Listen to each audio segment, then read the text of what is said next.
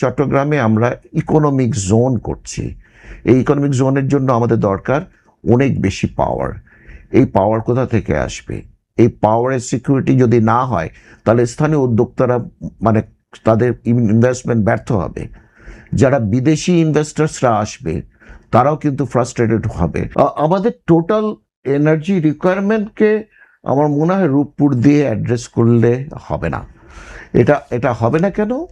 এখানে আমরা কতটুকু পাবো? 2400 মেগাওয়াট ধরেন, তারপরে ট্রান্সমিশন লস আছে, আরও অনেক লসেস আছে।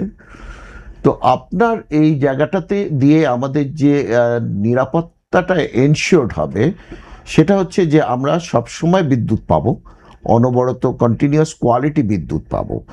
আমাদের এই জায়গাটাকে আরও বেশি অ্যাড্রেস করার জন্য আমাদের যেটা দরকার, high voltage DC transmission line. High voltage DC transmission line পৃথিবীর সব দেশেই আছে। বসুন্ধরা টিস্যু অশুদ্ধতার বিরুদ্ধে এক বিন্দুও ছাড় নয়। আমাদের এখানে আমরা 230 কেভি সিস্টেম ভোল্টেজের ডিস্ট্রিবিউশন আমরা ট্রান্সমিশনের কাজ করি। আমাদের এখন 400 কেভিতে যেতে হবে। 400 কেভি সিস্টেমে যদি আমরা যেতে পারি তাহলে আমাদের, আর ডিসি ট্রান্সমিশনটা যদি আনতে পারি তাহলে আমাদের কিন্তু এই বিদ্যুৎটা সারা দেশে যে কোনো জায়গায় আমরা নিয়ে যেতে পারবো। যেখানে এটা আমরা করছি না কেন? আমাদের এটা করার জন্য একটা, আমি ওই যে আগেই আমরা শুরুতেই আলোচনা করেছি যে আমাদের পলিসি দরকার। আমাদের পলিসিটা কিন্তু অনেক আস্তে আস্তে ইমপ্লিমেন্টেড হচ্ছে। এই অনেক জায়গা আছে যেখানে কিন্তু আমরা এত ধীর গতিতে ইমপ্লিমেন্ট করতে পারবো না। আমাদের, আপনি যদি দেখেন অ্যানুয়াল ডেভেলপমেন্ট প্রোগ্রাম যেটা আছে বাংলাদেশের, সেটা কিন্তু ইমপ্লিমেন্টেশনস কিন্তু এই এশিয়ান রিজিয়নের ভিতরে, এই সাউথ এশিয়ার ভিতরে সবচেয়ে কম আমরা ইমপ্লিমেন্ট করতে পারি। আপনার এখন চট্টগ্রামে আমরা ইকোনমিক জোন করছি। এই ইকোনমিক জোনের জন্য আমাদের দরকার অনেক বেশি পাওয়ার। এই পাওয়ার কোথা থেকে আসবে?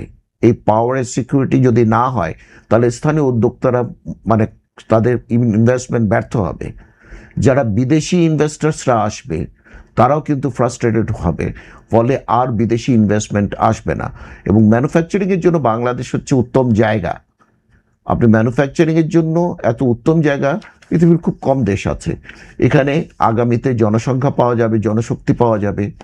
আপনার এখন সবচেয়ে দরকার আমাদের ইনফ্রাস্ট্রাকচার, পলিসি গাইডলাইন এবং এনার্জি সিকিউরিটিস।